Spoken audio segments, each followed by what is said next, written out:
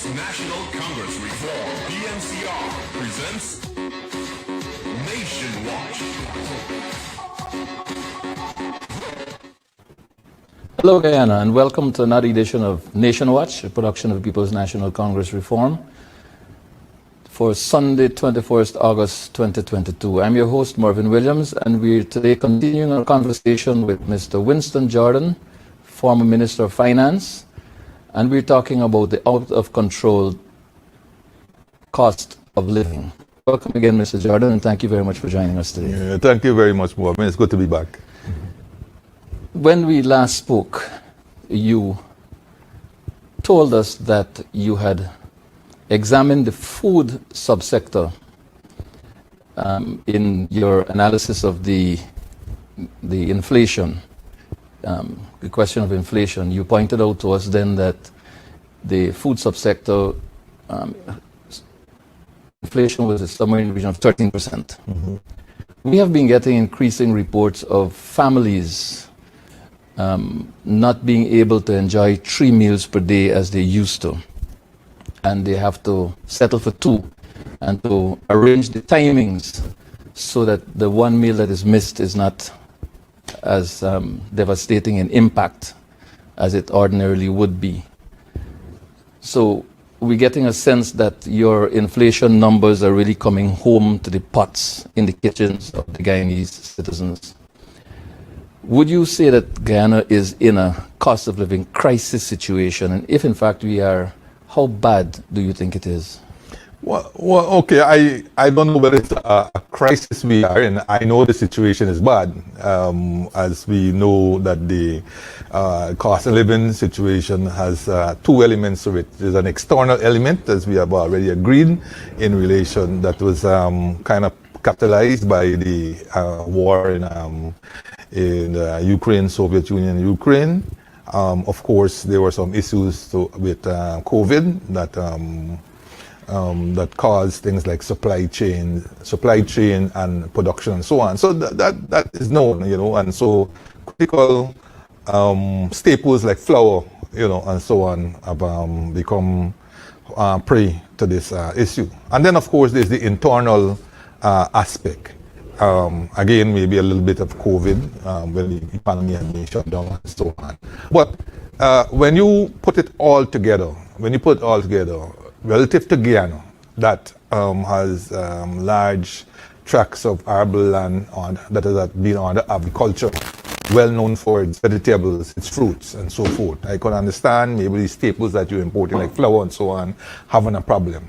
But a country that produces sugar, that should be available for everyone, that produces rice, that should be available for everyone, beans, various beans of other staples and so forth, and where these are being subjected to these massive price increases, that bear no relationship to what has been happening on the external front, then you have issues to do with policies of the government, reactions of the government to the inflation itself, and of course you have issues to do with those who produce, because in some of the prices that you are seeing, I had called this sometime last year, I believe, where in that price you have the producer taking advantage of shortages, and they themselves manipulating production to create artificial shortages so that they can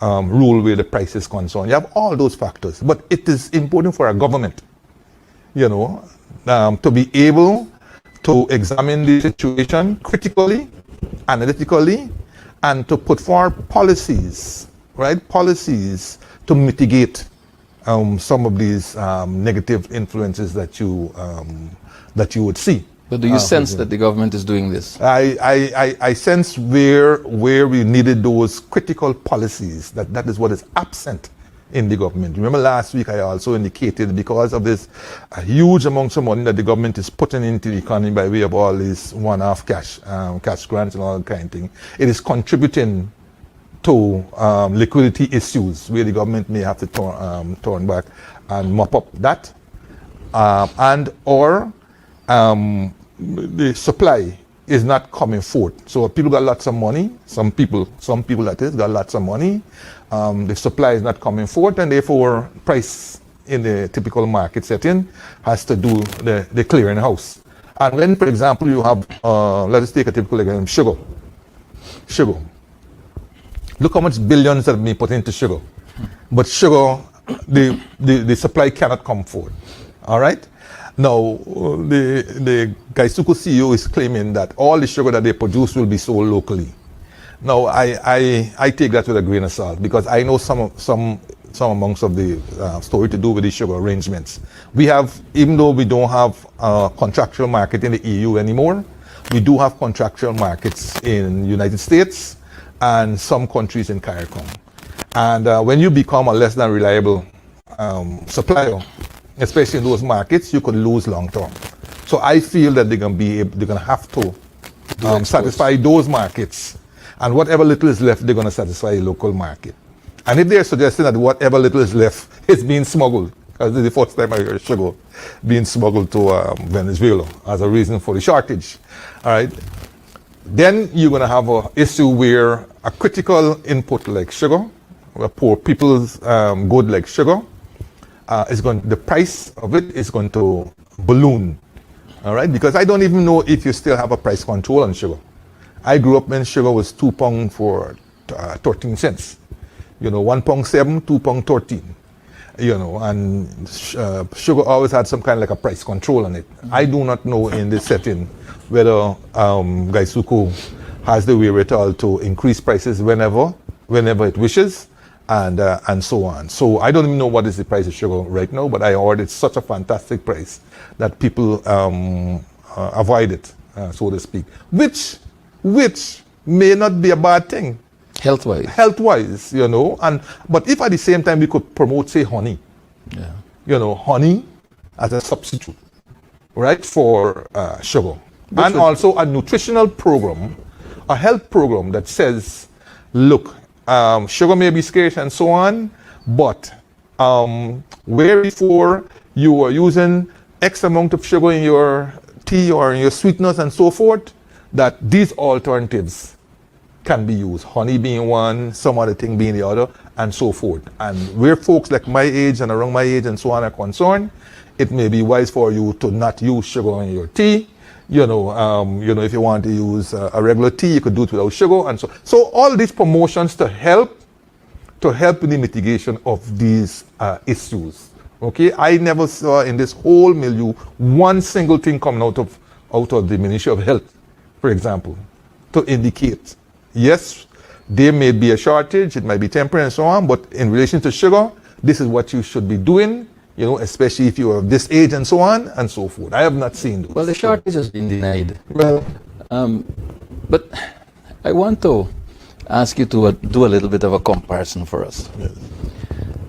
Now, in speaking to what I would term a crisis in Guyana, in terms of the cost of living, the prices going through the roof, prices of everything going through the roof, including plantains, bora, shallot, and all these basic things. Basic things. And the argument has been from supporters and leaders of the People's Progressive Party that, look, there's a universal crisis. Shipping has been a problem. The price of oil has been a problem. And so we're feeling the shock down here. In the meantime, we as a country signed on to an agreement with the oil producers who were extracting our oil when a barrel of oil was at, say, $60. And since Forest oil has held its own in the region of $100 a barrel. So one can argue that there is an excess in liquidity over expectations of revenues that were supposed to come in and so on. Correct. But there's no evidence that that excess revenue, that windfall revenue, is going to do anything to mitigate the cost of living impacts. That's on the one hand. On the other hand, in the 1980s, when the situation was a lot similar to what's happening now, with prices going out the window and so on. But the same defenders of what's happening now ignore the fact that it was the price of oil, when Guyana was a non-oil producing nation, that led to this crisis situation, that there was in fact a universal crisis because of this oil situation. And while that was so, the government of the day then put in place some agricultural measures Yes, to mitigate food shortages correct. and to empower Guyanese economically. Many Guyanese became rich as a result of farming. How do you see the two era? How do you see them matched against each other in terms of management? Well, as opposed to say comparing the eras, right? We should. I guess you want me to compare the policies, and it comes right back to what I'm saying just now. Unless you had a comprehensive or embracing set of policies aimed at mitigating the total effects of quote unquote crisis, then you are going to have what you get in today. I mean, look at what you have in today. You wake up today, you get a one-off cash grant, right? Because we care, for example, $25,000 plus 5, and supposedly it's supposed to buy school clothes for when school reopens in a couple of weeks' time. You're giving this to a large number of people who haven't seen perhaps a meal yesterday. So the first thing they do is to go buy the bit of food and so on for sustenance over the next couple of days, Yeah. right? As opposed to a week. Now compare that to the 5Bs program. The 5Bs program. Where you just sent your child out. Where just send your children out. You get rid of all the problems to do with school clothes, transportation, 2 meals at least, because they will get a hot meal in the morning, milk and so on, and perhaps in some places midday food, books and all these things, that uniform, all this is taken care of already in the 5Bs program. And this lasts throughout the school year. Yeah. Not one time in August, throughout the school year. Okay? That's the difference in policies. Then you wake up and you say the disabled, we are going to give you a one-off grant of $100,000. To do what, I'm not sure, but I presume is to sustain them. Over what period, I don't know. Then the fisher folks, you say, okay, you lost your fishing ground. That's 8,000 plus people who've lost employment, by the way. Yeah. 8,000 plus people who've lost employment. You say, okay, take 150,000. How they are coming up with these amounts? How they are coming up with these amounts, only the good Lord knows. How you give, say, sugar 250,000, fisher folks 150,000, disability grant 100,000, because we care 30,000, COVID grant 25,000. I don't know how they come up with these numbers, but it just shows the ad hocery of this whole approach. What is needed in this, I would call it temporary situation, because right now there's disequilibrium. Sometime down the road you may have an equilibrium. Perhaps it may occur at a higher level than you had before, certainly what you had in 2019. But for this disequilibrium, you have to be doing policies to bring back the economy back to equilibrium. Now, because when you do that, they may have some people who may be affected adversely. You then look at those folks to give emergency assistance. You look at those folks while you are trying to bring the economy back into equilibrium. You look at those folks that will be affected, the public servants. You're stuck on your money. You got money, because you claim you budgeted money in the budget for payment of public servants' salaries. The minister within the office of the president with responsibility for finance said that monies have been budgeted. Okay? So when you were talking about giving an interim increase to public servants for them to tide over this problem here, you're not asking the minister to go and find new monies. Those monies are already in the budget. But they are fixated on paying that money in December. So who vex lose and who vex dead right now? Because some of them ain't going to reach December to get what was supposed to them. And like I indicated to you last week, if you're not there on roll in December, you're not entitled to a back pay. Or let's put it this way, you don't get You don't get. Let me don't use the word entitlement, because you should be entitled should be to entitled. it, but you don't get. You understand? So it's an issue of how you implement the policies to right size the economy, and the policies to recognize that there are going to be effects of this right sizing to bring back the economy into equilibrium, and how you deal with those. Okay? You may have to deal with the fisher folks, but you can't deal with fisher folks with 150,000. It has to be a more comprehensive, medium to long term situation, including retraining and so on. But here, and retraining doesn't necessarily mean you have to get them into oil and so on. Retraining that you may have them cultivate all these not black belly, but whatever shrimp, sea bob, this, that, whatever. Have them look at more maybe Inland cultivation. inland cultivation, all these different things. Okay, many of them not going to go down the road, and maybe you train them to become welders, plumbers, carpenters, masons, and all these different things that you're going to need, that you claim you need for this massive transformation that is supposedly taking place in the economy, or is supposed to take place in the economy. All right? And this will give them a more prominent, a more predictable kind of income, rather than going out there and not knowing what they will get. You understand? They are attacked on two fronts. They are attacked on the Sonam front, where they can fish over there, And the oil front. and they're attacked on the oil front. So for them, more or less, this is a whole Almost dead industry. almost Yeah. dead industry. Okay, so you have 8,000 people who are going to be on the breadline. How do you tackle them? You don't tackle them by $100,000.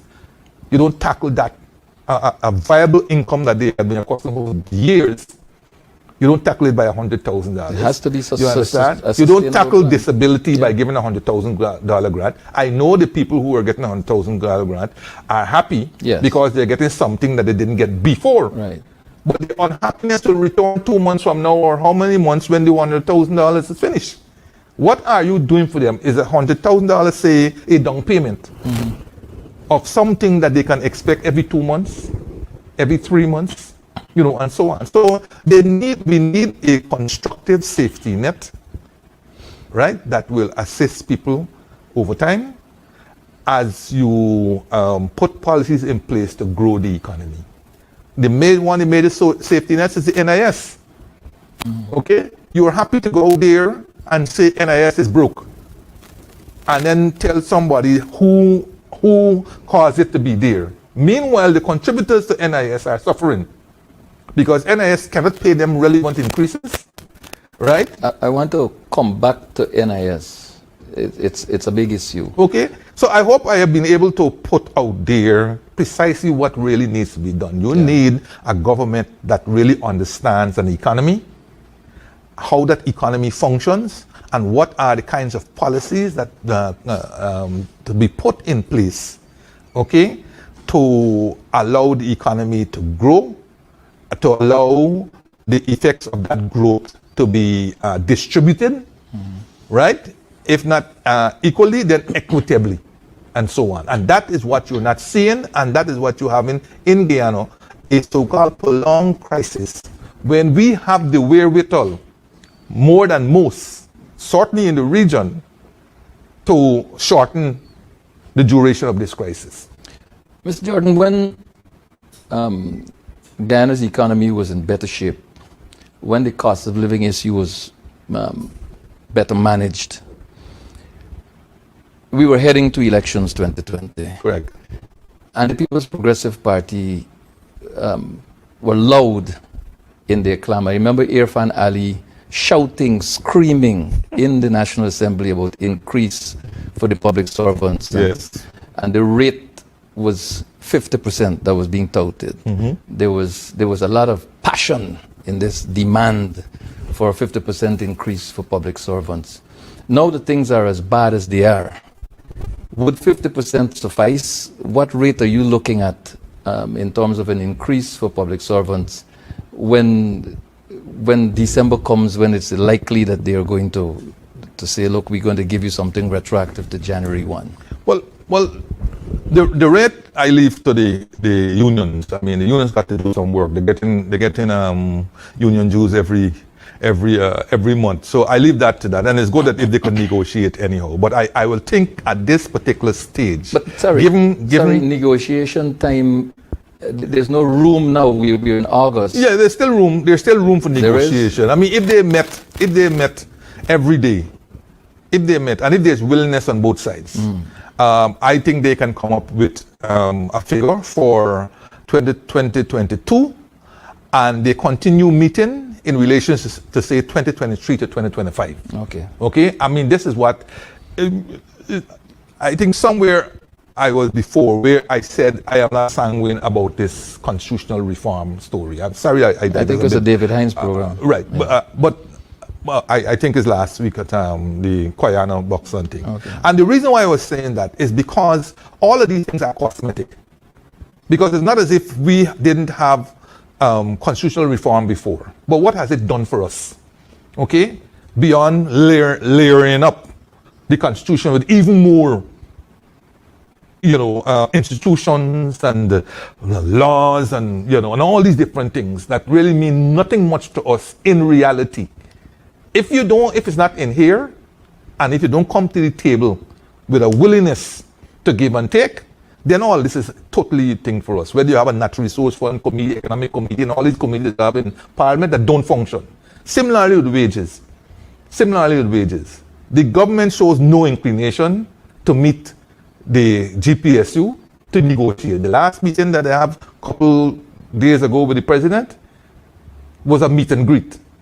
It had nothing to do with the plight of the workers and trying to put in emergency measures for them. So if you don't have it here, then no amount of cosmetics and all these kinds of things with that thing. I am saying with the best of intentions. You don't even you meet with the unions and say, listen, we understand things a little tough and so on. Look, an interim increase is a little 10%. Okay, I'm giving you 10%, and we're going to start these negotiations next week. Okay, with a view to finalizing some agreement for 2022, and as we are there, we're going to start a 2023-2025 multi-year agreement, and let us stop this story where we're at each other's throats, every year to finish off salary increase. Even the teachers, they used to have an agreement with the teachers for a 5-year agreement. Even there, all of that has been dismissed, disregarded, yes, and so forth. So it has to do with whether they have that approach. And let me tell you something that is borne out by us. All this talk about if you give them too much wages and so on, it can have inflationary effects. Yes, that is an economic theory, right? That suggests that. And it suggests that when the economy is either at full employment, near full employment, and so on. And so if you go and throw all this money in there without the production coming out and so forth, it disrupts the economy, inflation, and so on. But I have shown in our period 2015 to 2019, where we have given increases well in excess of economic growth. The average economic growth in the period 2015 to 2019 was 3.9%. Yet, the average inflation for the entire 2015-2019 period was 0.9%. And we gave increases on average about 12.5%. On average, about 12.5%. How it could happen? It didn't cause the inflationary spike that you talk about as you gave more and more wages. You have to come to a realization that wages in Guyana are abysmal. Abysmal.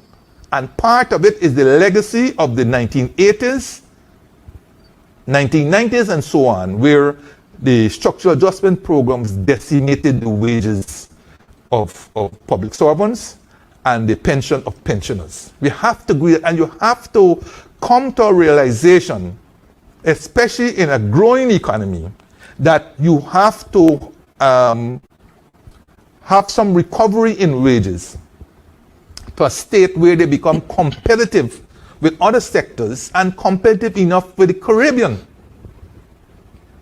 But I don't see that approach. The approach here is the approach post-1992, which says They got too many African Guyanese in the public service. And the GCOM. Like the wider GCOM, like the wider public service, right? I mean, they're not in the public service, the constitutional agency, but the wider public service, right? You got too many African Guyanese there. And where they are governed by a public service commission or any other such laws, we know we're going to have a difficulty in throwing them out. So we're going to frustrate them out. In the meanwhile, we can create things like contracts and so on to ring fence those who are governed by the Public Service Commission. Ring fence them, and we can think contractual. And we can pay those people contracts more than those who are Public Service Commission type. So they either want to come on contract and therefore they forego their security of tenure by resigning and coming on contract, or they stay in the earn that pittance. But we're not going to be increasing those salaries to anywhere near. So you have that. So what you see now is the frustration that is continuing to take place, where there's an exodus. I don't want to use the word mass, but there's an exodus of nurses Yes. and teachers. I don't know where the teachers going. I thought the Caribbean and so on, but I thought they're getting positions in the United States and different other places. But particularly nurses who are going to UK. Visa travel free. Visa travel. Coming from the UK will help. Couple of weeks ago, Carnival Cruise, I think it was recruiting people from Ghana. And there was mass story at Marriott Hotel, and wherever they went, Linden, Essequibo, Borabis, there were huge numbers of people lining up to go on these cruises, right, and to work on these cruises. So the point is, in this massively growing economy, instead of creating employment opportunities, it seems as if we are narrowing the employment opportunities to such an extent that people want to make the exodus. Now, this particular theory is consistent with the long-term objective espoused by certain people in the PPP, that they're going to run or we're going to force them out. Mm-hmm. And this is generally what is happening. If you pay me the kind of wage that you're paying right now in the public sector,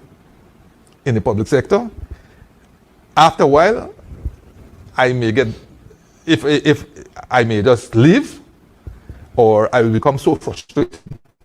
Okay, I may do something and they use it as a basis of getting rid of me. And then you turn around and say, we want to import we have to import 150,000 persons to fill the labor gap. To fill the labor gap. But my friends, while we are dallying over that, I hope the APNU MPs and so on are going to ask questions soon about how many people since August the 2nd have entered Guyana in terms of staying in Guyana. Mm-hmm. Okay, because that is a very important statistic to continue to flag. And where they have originated and from where they originated, because as you well know, Commonwealth citizens who spend a year and over are eligible to vote. So if you have those Commonwealth citizens coming in mass numbers between August the 2nd and the 2024, 2025, when it's the next election, they will be eligible. You do the maths. Yeah. Okay, so that's a very important area to look at, and I understand that they have made certain changes in the immigration department. Okay, they have made certain changes in the immigration department. So there again, you have to look at this thing in an all-round person. So they may have you looking in other areas, while these other areas that are left defenseless or without oversight. And we're aware of some of the changes with a junior man being put in charge of a senior person at immigration and people getting moved out and moved around and so on. Right. Yeah. Go ahead. But okay, viewers, you're looking at Nation Watch, a production of the People's National Congress Reform. I'm your host, Marvin Williams. My guest is former Minister of Finance, Mr. Winston Jordan, and we're discussing the out-of-control cost of living and all that involves. Mr. Jordan, there's a common thread that runs through this suffering in this country. And that common thread is Bart Jagdeo. Back in 1999, when there was that strike, I think it was 99. 99. Yes. 99.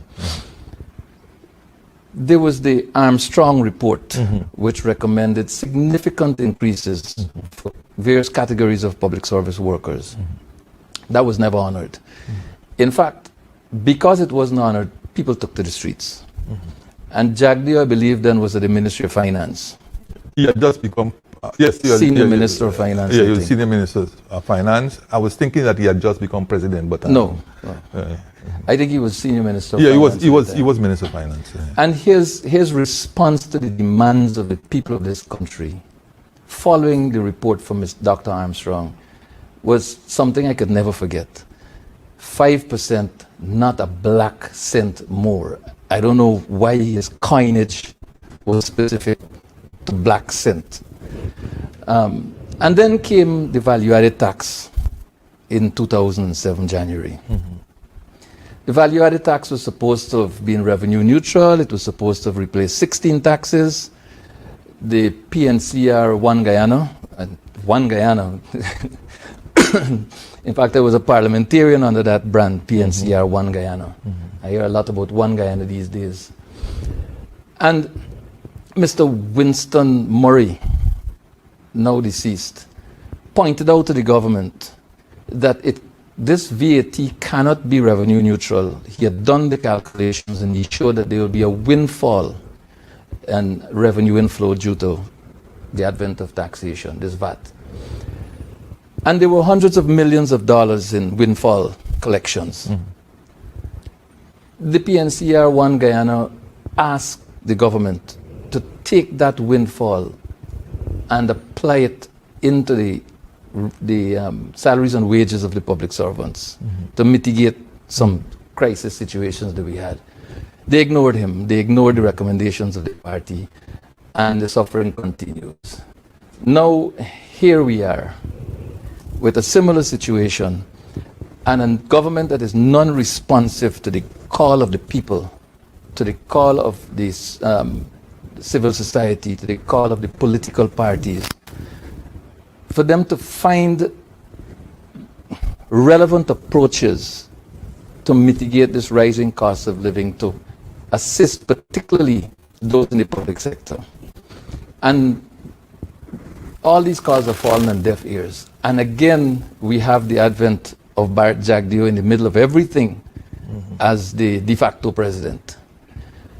Is there hope, any hope at all, recognizing the historical factors and facts, that this government will do anything at all to bring relief to the people, the working people of Guyana?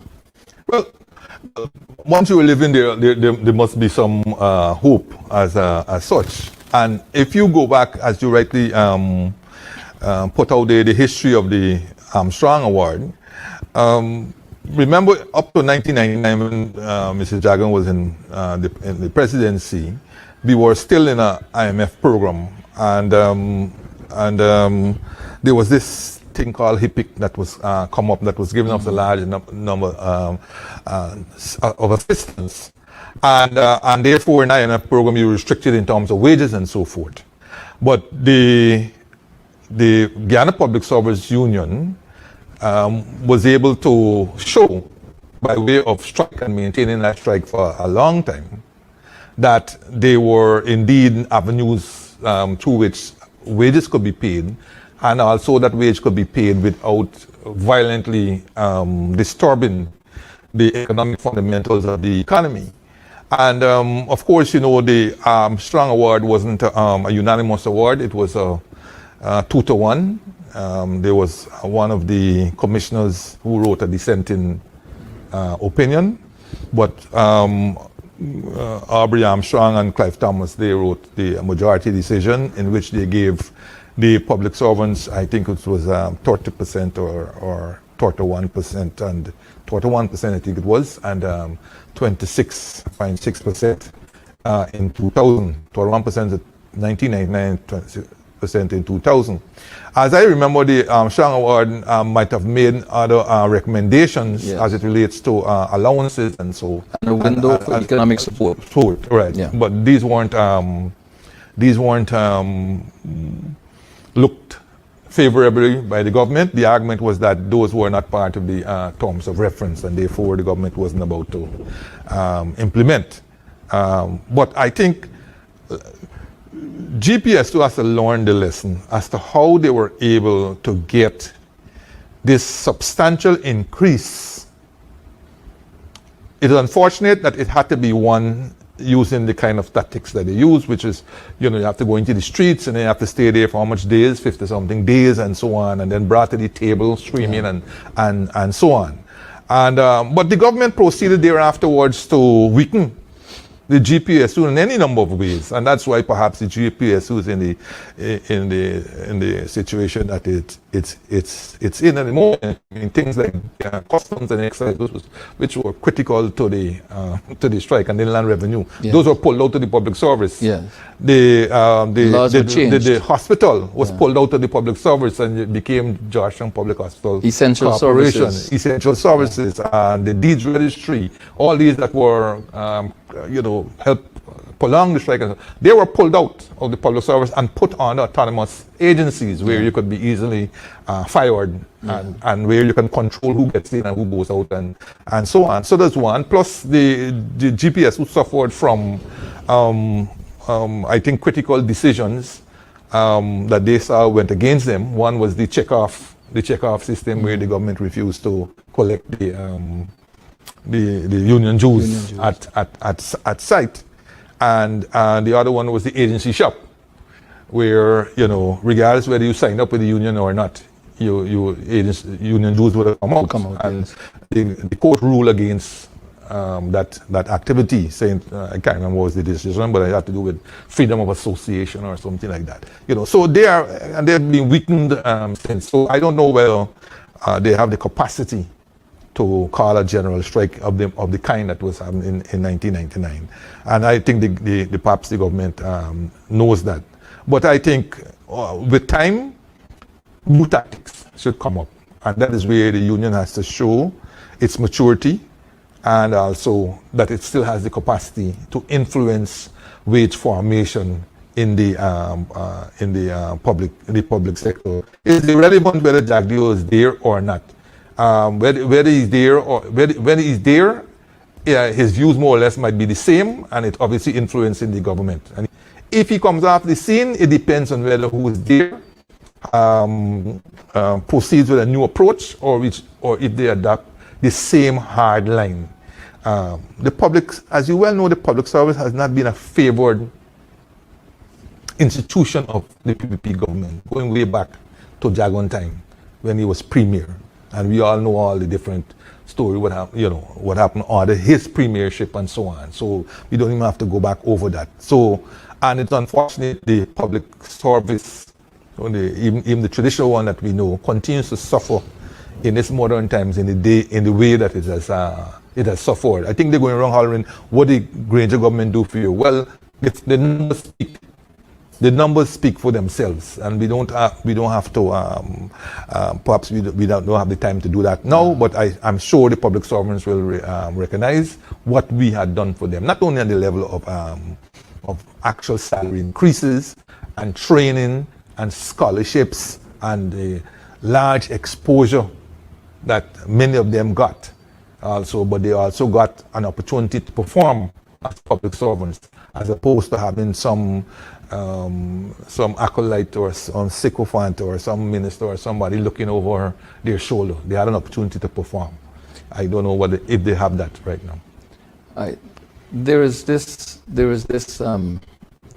massive promotion that has to do with housing. Mm-hmm. Guaranteed markets for cement and so on to a chosen few.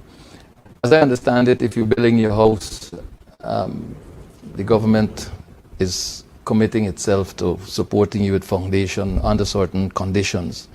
I suppose one of those conditions that you buy from specific persons and so on. How relevant to the suffering of the people in this country as it relates to food is a promotion such as this.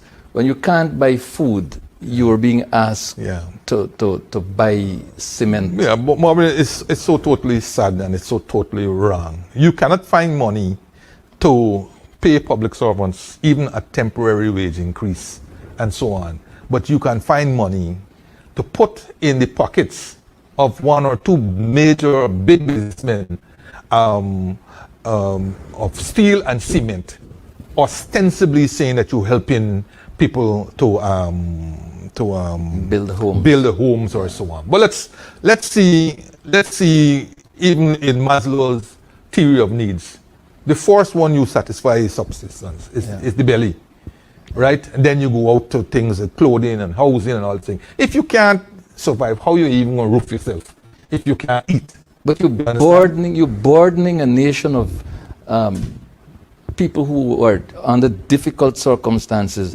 by giving them the impression that all will be well, we will support you here, and get people to put their already very, very scarce resources in a place that is not needed, in a place that allows them, well, not allows them, but that forces them to neglect the nutrition of their children. Exactly, Marvin. And not only that, it continues the ad hocery.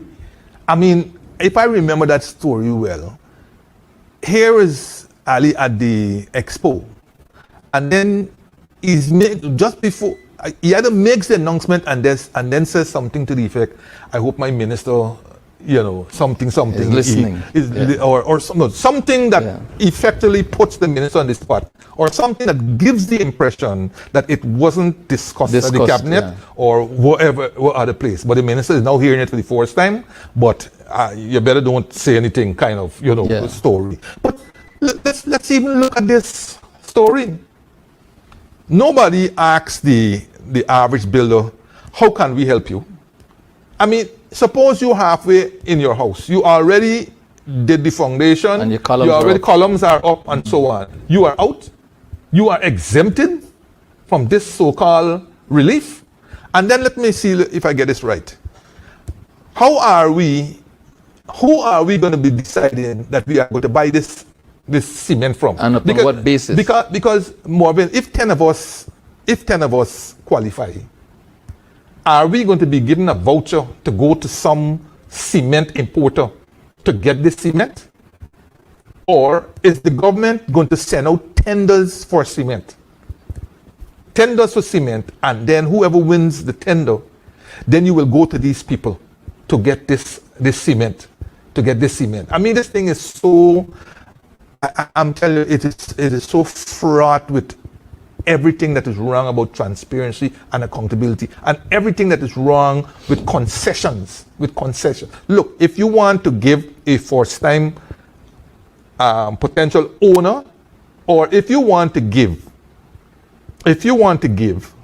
somebody who has to pay 1.2 million to CHMPA, and many times most of them don't have that money, Give the discount. then give the discount there. Or under the 50%, the 50-50 deal that the That's correct. APNU Or offered. something where you're not discriminating. Yeah. Because even Marvin, they didn't say how much steel you're entitled to. No. But if my house is smaller or bigger than yours, I have to get more steel than you. Yeah. So I am getting a bigger concession than you. There's no equality there. There's no equality. There's no anything in this thing. And then, of course, the priority. You're placing priority in housing over food at this time. At this time. That's my contention. When studies have been done, not only, I don't know about Guyana, but Caribbean studies have been done to show that people in Guyana, where food is supposed to be plentiful, people have to skip meals. And in some places, they are going without a meal. Just so they could build that house. They don't want to build a house just so they could give something to their children.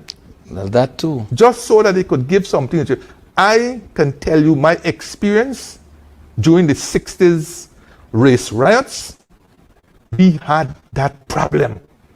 My father will go out early morning, 2 a.m. and line up and come home hungry.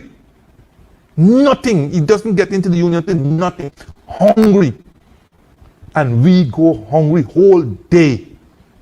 Whole day.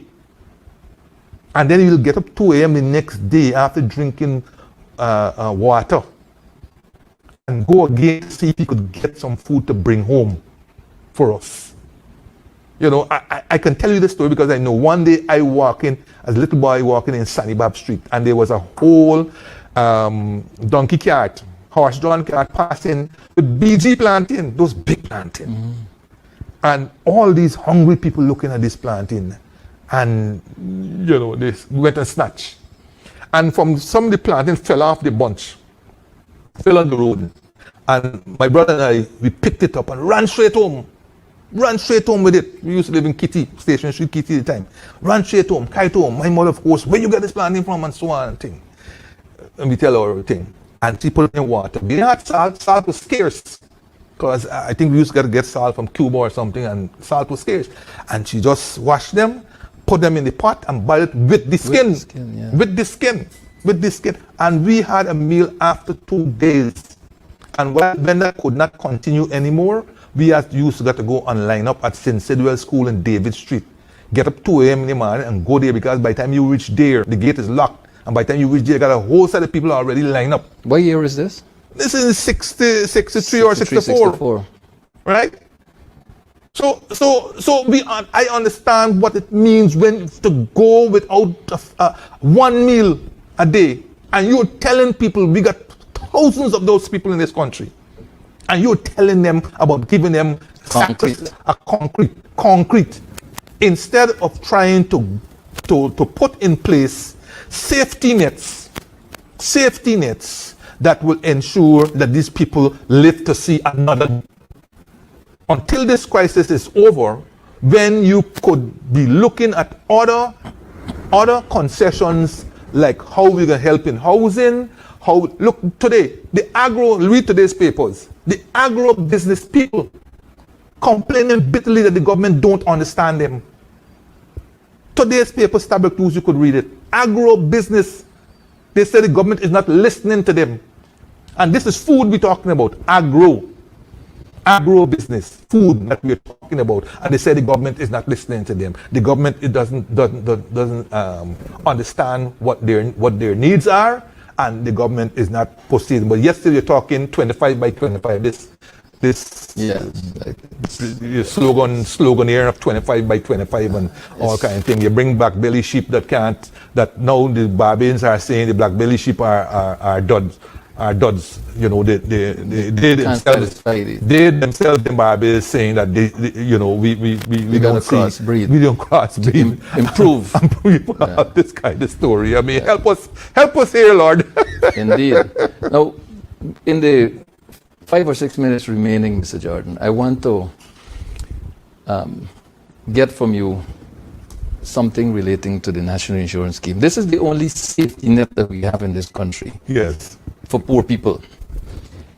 The NIS kicks in when you lose income due to illness, maternity, old age, invalidity, accidents, and so on, or death. At the moment, the NIS is suffering from a very, very serious problem where its contributions revenue cannot meet the demands for benefits. They pay out more in benefits than they collect in contributions. At the moment, Ms. Mia Mottley, Prime Minister of Barbados, is addressing the National Insurance Barbados, yes, which has not very different circumstances facing it. In Guyana, no effort is being made to treat with the NIS problem. The only safety net.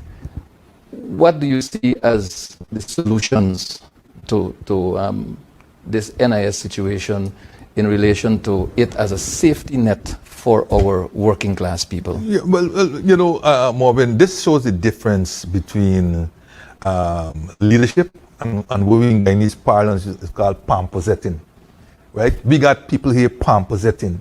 In Barbados, you have leadership, and I've given several instances where recommendations that I've made, where others have made, Like Barbados have people tuned in to Guyana, listening to us, and they're implementing.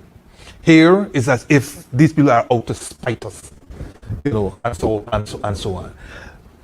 Look, where NIS is a function of several things. One, several actuarial reports which have not been implemented in whole or in substantial part, largely by the PPP government and somewhat by our government, because the actuarial report came in under the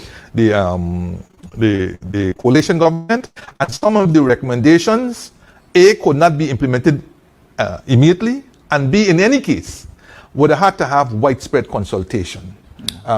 Things like raising the age to 60 and and then 65 for the collection and so on. I mean, we are not Barbados, the life expectancy is different. is far lower than in Barbados, and it's likely right? to get worse. And likely to get worse, you understand? And then raising the marginal rates. If the private sector took all this long time to pay a little measly 60,000 to move from 44 to 60,000, what will be the reaction when you start telling them you'll have to pay employer marginal rates will go up by so and so amount? You got big pushback where that's a concern. And since you have a position that already says that they are not about to support you in anything except the border issues, then you can imagine it's like tantamount that you can't implement a change in the constitution because you need the opposition support and so on. And then of course what the PPP did to the NIS. The PPP invested monies in the Berbice Bridge. We all know the story. We only have 5 minutes. We need to go through that. NIS is suffering. CLICO, the PPP invested monies in CLICO. We all know the story. We don't need to go through that. Right? $6 billion. And notwithstanding even a parliamentary resolution to repay CLICO their money that they lost. Took Winston Jordan. Through no fault of CLICO. Yeah. A government who forced them to go and invest those money. They refused to think. It's as if it gone right back to the 70s when the scheme started, 1969 when the scheme started, that the PPP did not support the scheme and wanted the scheme to fail. So it's as if now they come back again and want this scheme to fail, notwithstanding all the benefits that it has got. Yes, it took the coalition government. Jordan don't like take the praises. It's Anna Jordan, yes, but it's coalition government that implemented the recommendations of the parliament, the resolution in parliament. And that is how NIS is able to keep its head slightly above water, but it's going to drown. It's going to drown with more and more people demanding more and more resources from NIS. Now, I also, under my stewardship, very early, I went and got some technical assistance from the IDB to revamp the whole scheme. You see, Barbados is saying the same thing, that the laws under which the NIS in Barbados is operating, they're 50 plus years old. Same thing here. The laws have remained more or less the same. I addressed NIS on 2 times or 3 occasions in which I laid out my whole vision for the NIS.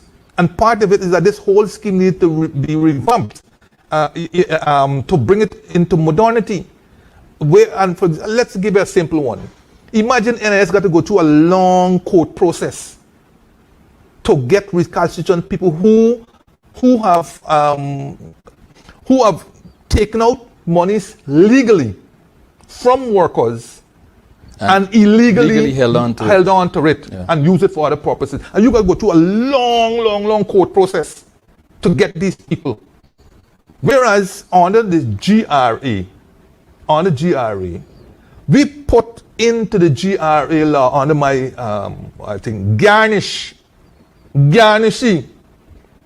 Commissioner General don't need the court to garnish your income once it is shown that they have taxes.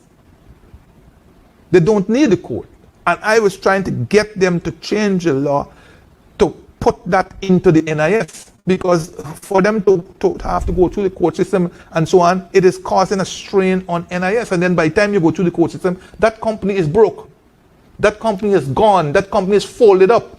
and so forth. There are many you know? such. You know, More than 100 million worth of contribution has been lost. but in the meanwhile, discussions were taking place in the coalition to have the Natural Resource Fund assist the NIS, because we recognize that the strain that some of those recommendations will put on the average person, because the marginal rate will have to go up for the employee and the employer, and that will put some stress on this little bit of salary that they have. But we were able to remove the tax, Right. income tax On for the contributions, contribution made by the employee, right? So Volder Lawrence a couple months ago had come out and put out there what the coalition had in mind.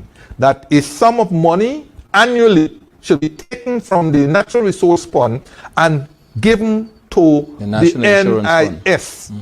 And this should be done in perpetuity until the NIS can stand on its feet, until there's an investment regime in NIS that will allow them to have a comfortable return, because most of their money is put into treasury bills, okay? And the return on treasury bills is marginal, right? It's very marginal. They have to keep their money in safe assets. But when you look at schemes that came after the NIS, Guyana, and that we helped, like Trinidad and Barbados, those schemes came after Yes. us.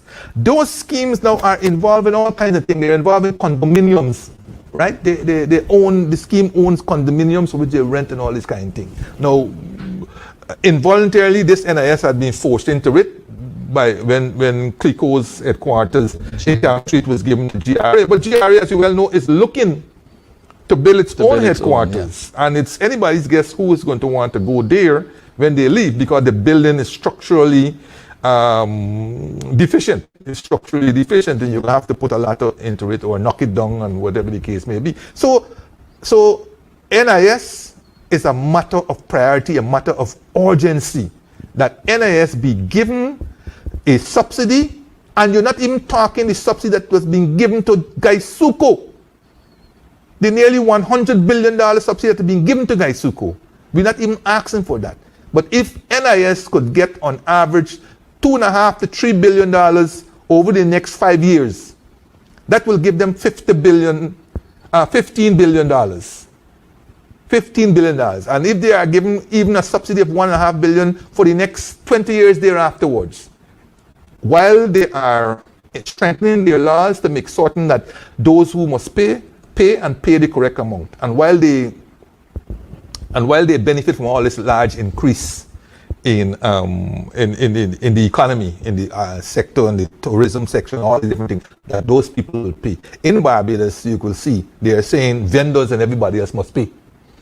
The law in Guyana applies equally to vendors. Mr. Jordan, I want to thank you very much for being with us here on Nation Watch today.